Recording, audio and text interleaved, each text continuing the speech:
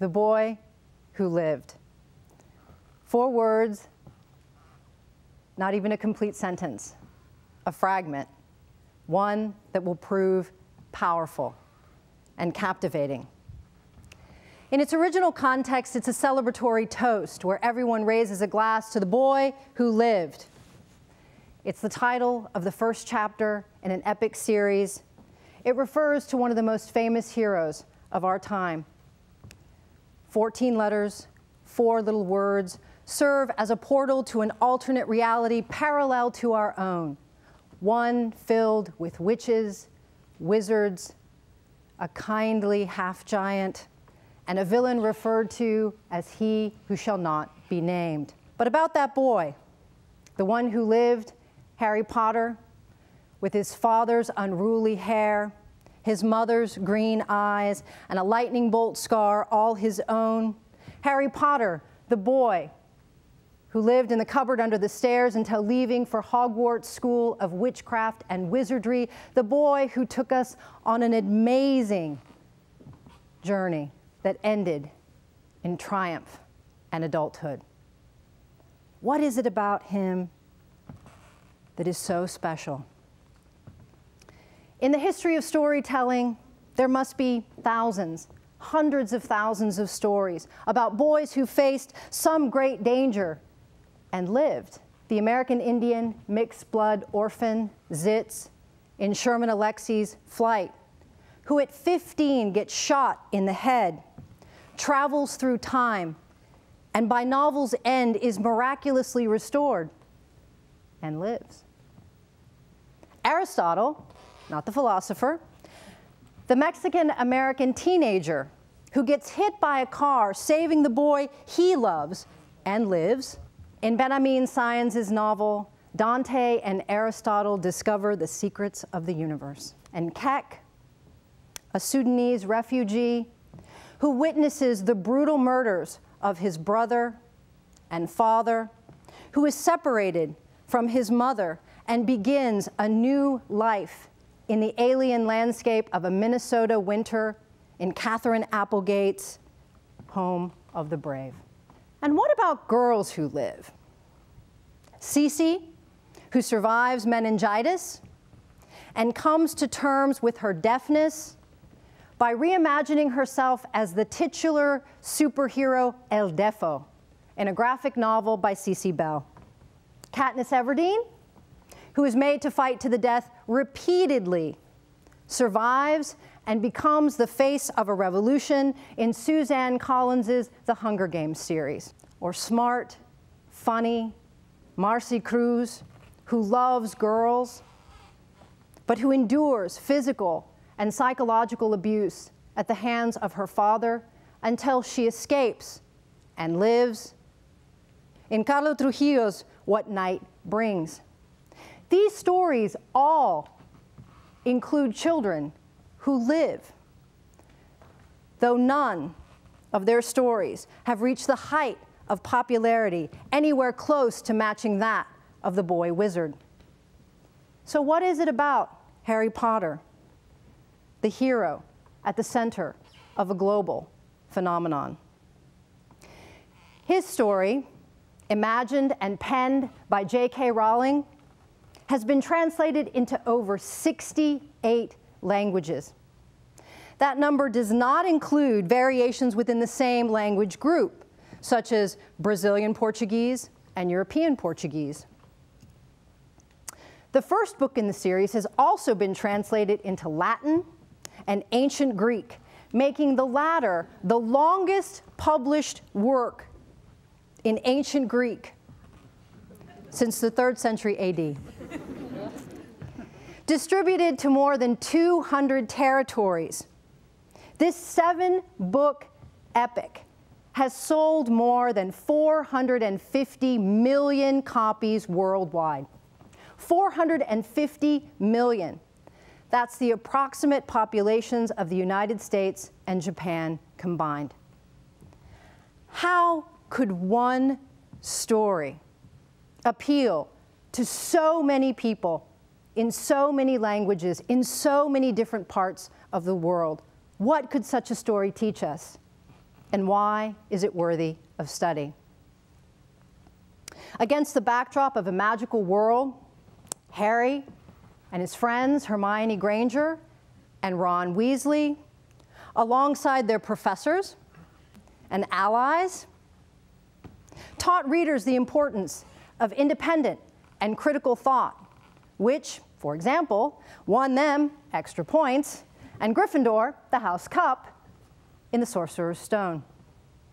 They also taught us to reach beyond our own experiences, to make new friends, and learn about cultures different than our own, as they did during the Triwizard Tournament in the Goblet of Fire.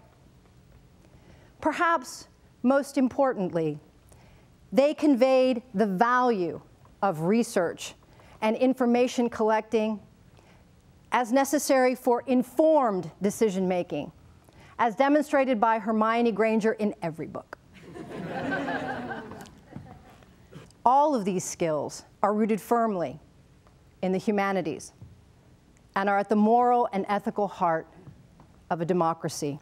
Dobby's enslavement, Malfoy's blood purity prejudice, the Longbottom's torture, and Dolores Umbridge's abuse of her position taught readers about social justice, the power of empathy, socioeconomic conflict, and the warranted skepticism of despotic authority figures. How could one incredible story reach so many different people?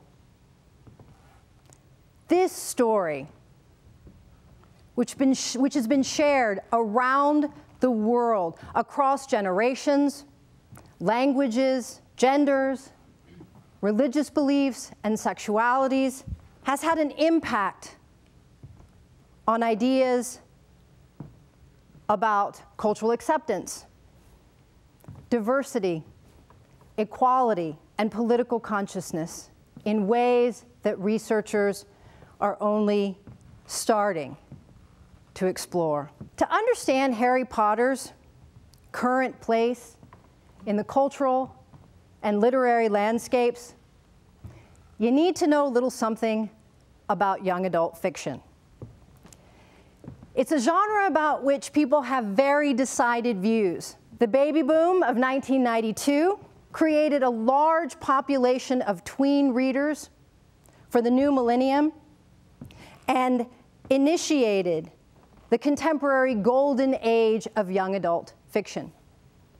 What most critics, scholars, and librarians do agree upon is the book helped to launch the current popularity of youth and young adult fiction. When we think about the crowds that gathered at midnight of all ages, waiting hours, some waiting days, the one thing they had in common is that they were all waiting for a book. Think about that. Everybody gathered, waiting for a single book, to be the first one to get that book, to read that book, and they would stay up all night doing so. When does that ever happen? And when will it happen again? Harry Potter was a unique phenomenon, one not likely to be replicated in our time. Though his story does have a striking similarity to a Skywalker of my generation, who's set to return next month. For 10 years, readers grew up alongside their protagonist, an experience that was extended 4 years through 8 films, which grossed more than $7.7 billion worldwide. The orphan who defeated a lingering and pervasive evil, who, along with his friends, his loyal friends, toppled a corrupt government ministry of magic to save the world. He is an irreplaceable hero for an entire generation. However, there is the inevitability. Inevitably, a new hero will emerge to capture our hearts and our imaginations, one that is yet to be written or already in press. But while some of us wait and others of us write, let us be mindful of the importance of greater diversity in young adult fiction as we search for a new generation of heroes and heroines who will take us on great adventures and live. Thank you.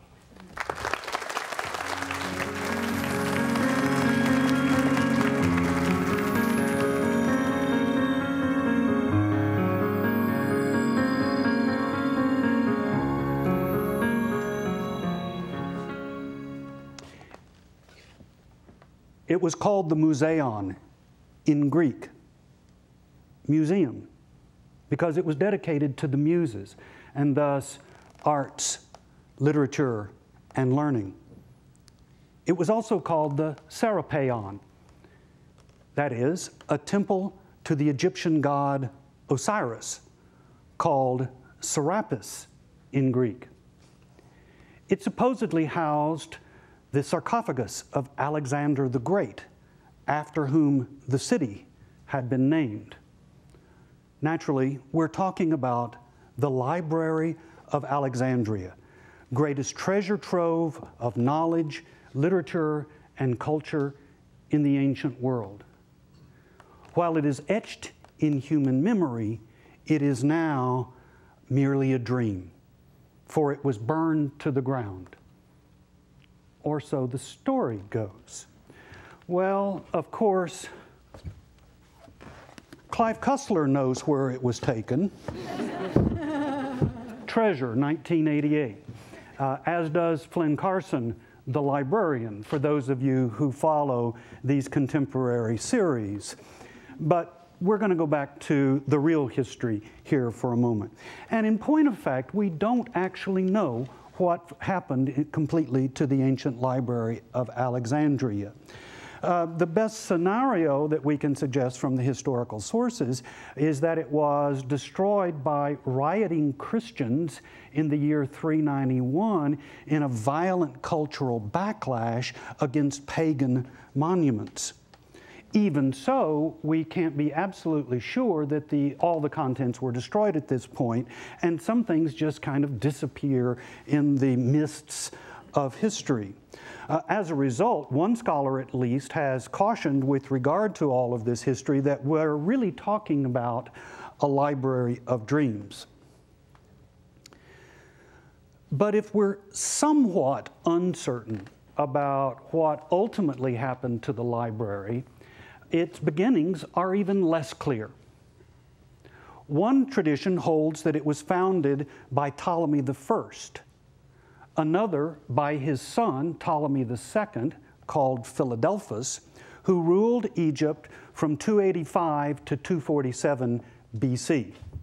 And it's this legend that I want to talk about tonight, because it's also the legend that tells us how the Jewish scriptures came to be translated from Hebrew into Greek. This ancient text, called the Epistle of Aristeas, starts by talking about how copies of the Hebrew scriptures written in pure gold on fine parchment were sent by the high priest from Jerusalem at the request of Ptolemy II, along with 72 Jewish elders who would complete an authorized translation of the scriptures, one that would eventually come to be called the Septuagint, named after the Septuaginta, that is, the 70 translators. And in many ways, this Greek translation of the scriptures was one of the most important elements in Jewish tradition of all the Greco-Roman period, in large measure because most Jews of the Greco-Roman world no longer could speak, read, or write Hebrew. But if anything, the Septuagint became even more important in early Christian tradition because the Christians would eventually make this form of the Jewish scriptures part of their Greek Bible. So this is an extremely important tradition in the development of the biblical world. But here's the problem. The Epistle of Aristeas, for all its importance in both Jewish and Christian tradition, now appears to be entirely a fiction. So what do we do?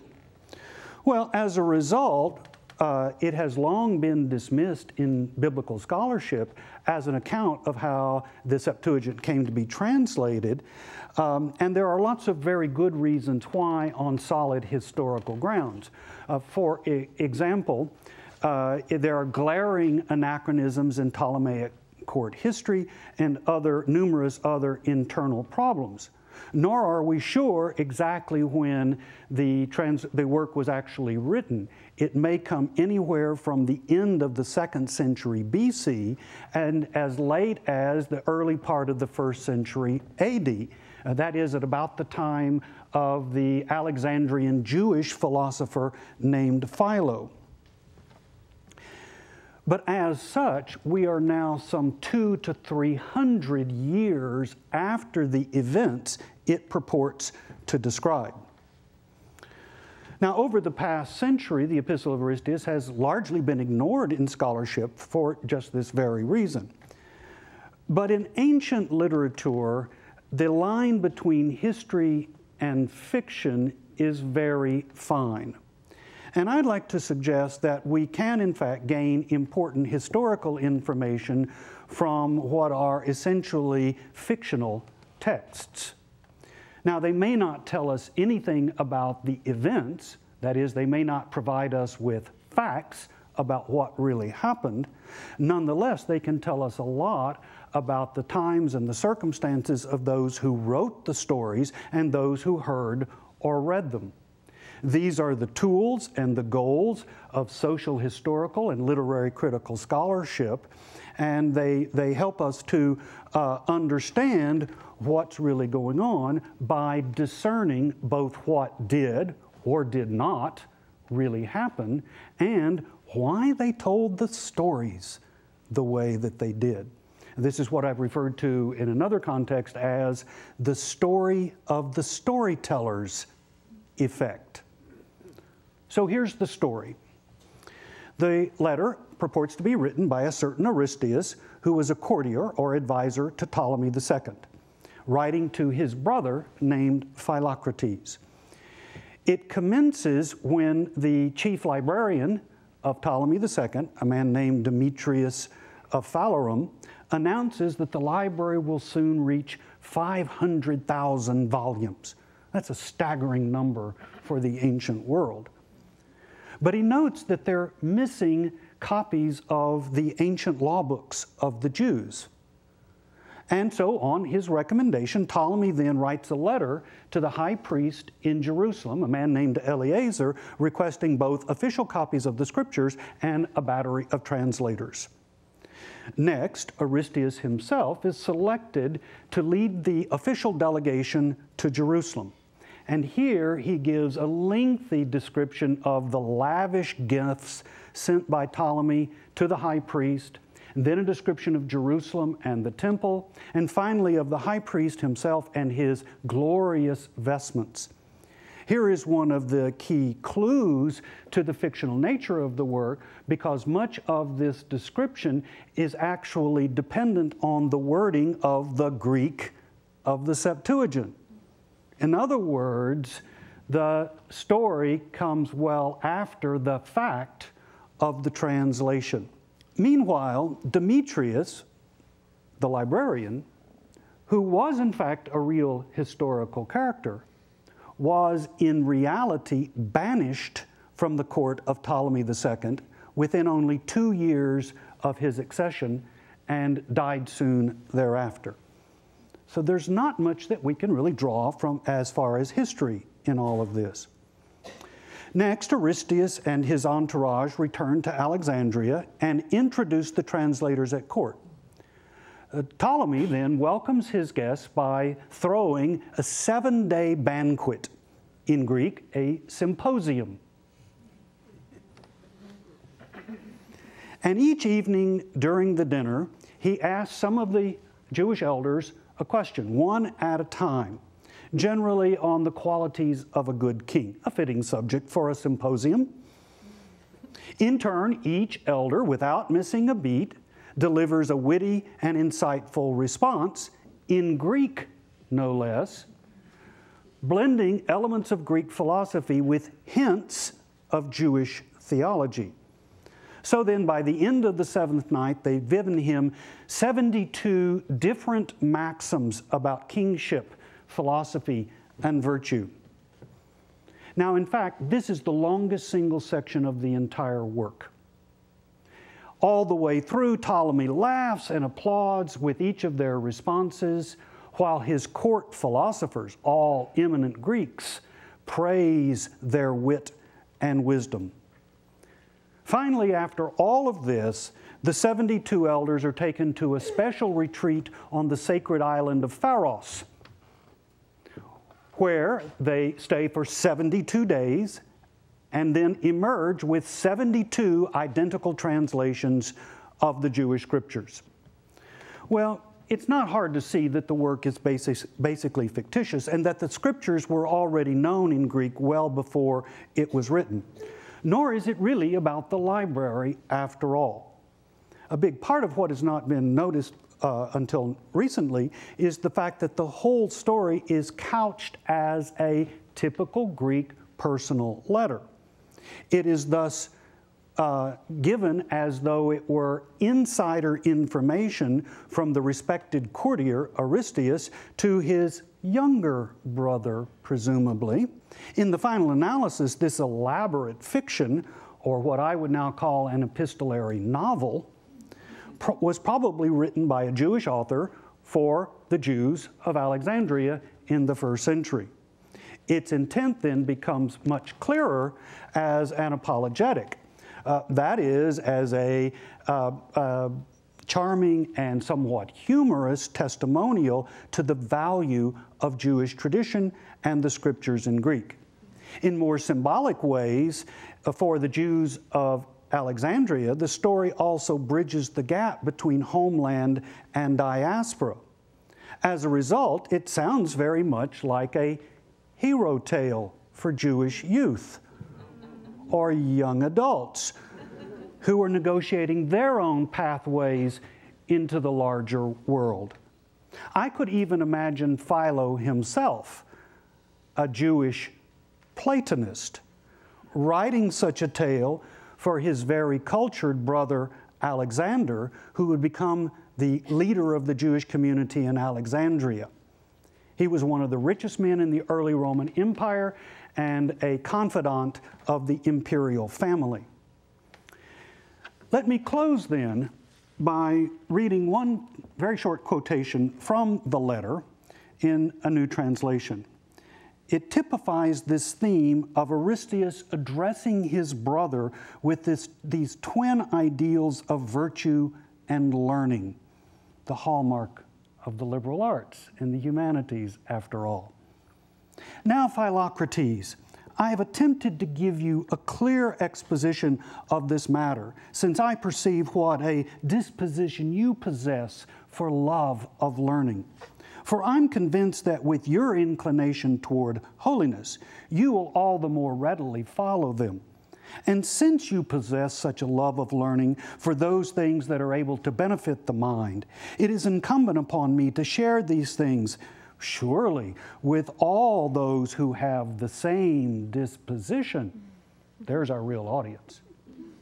But how much more with you, since you are not only my brother by kinship, but also in character, and share with us in the same impulse toward virtue.